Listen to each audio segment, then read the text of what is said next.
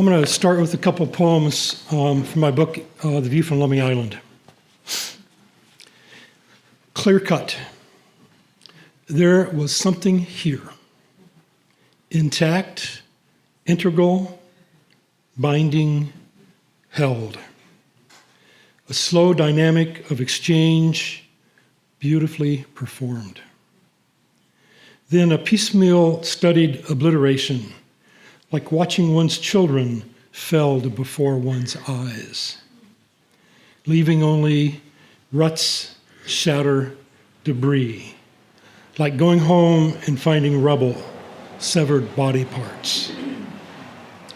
There was something here, and now it is gone, trucked away.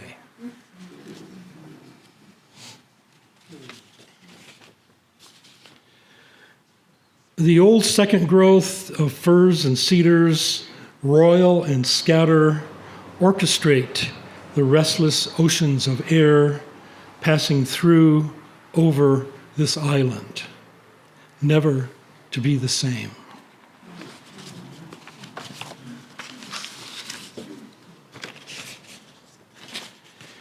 And I want to read an excerpt from a longer poem called Late Blacktail Season. 2 or 3 years ago, during hunting season, I drove out the dike, which is right there, right? Hadn't been up there for 20 years probably.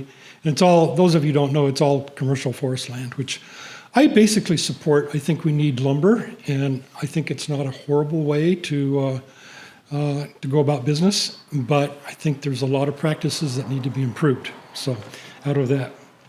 I start, and this is as I was driving along, I start to feel a profound and unyielding dis-ease, the power of what's been lost here.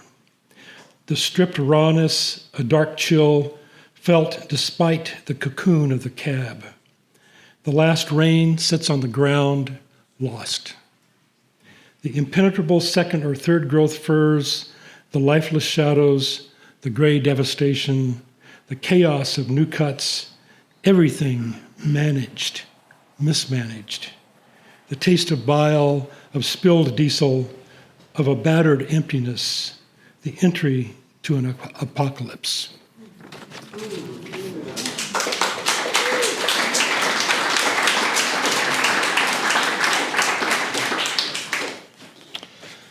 So this poem starts out, it's all personal experience basically. It starts out in the Southwest and winds up in the Northwest.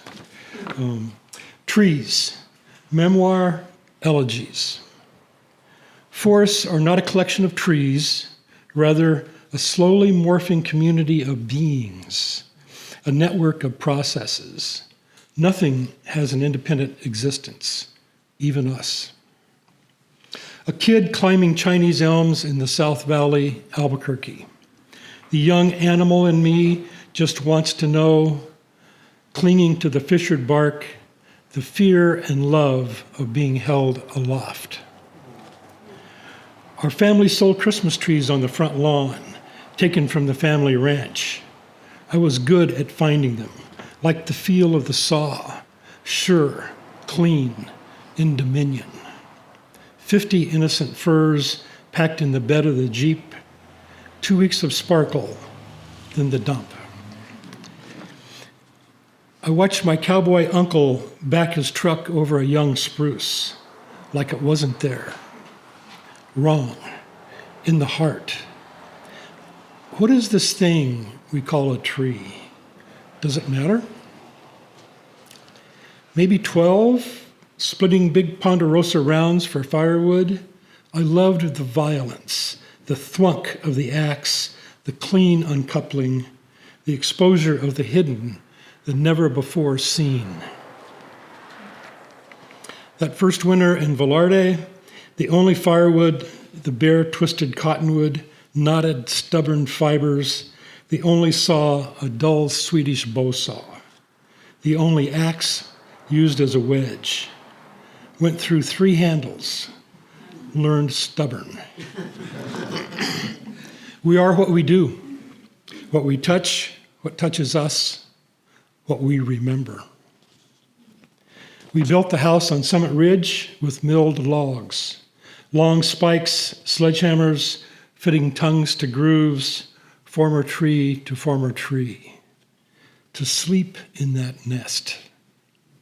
The first driving rain, a slobbering waterfall on the inside. Didn't work. Caught in a late fall windstorm in Colorado, the crack and crash of flying limbs, I see 20 tall aspens fall, the thwump as each one explodes into the ground. To be killed by a tree. At first, I was afraid.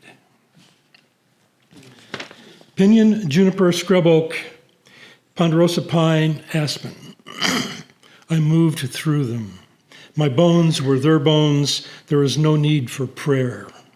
Bodai, Bangsang Namu, Abraham's oak, Shinboku, Baobao, Yggdrasil.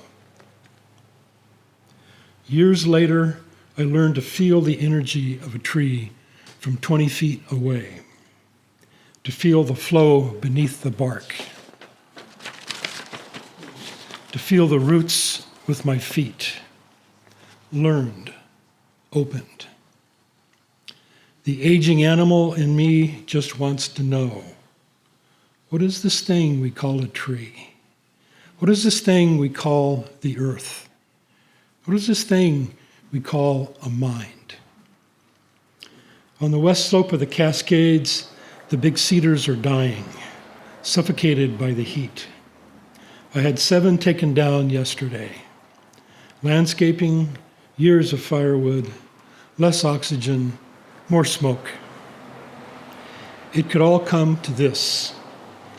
There is my name, and there is the name of the tree. And then there are no words at all.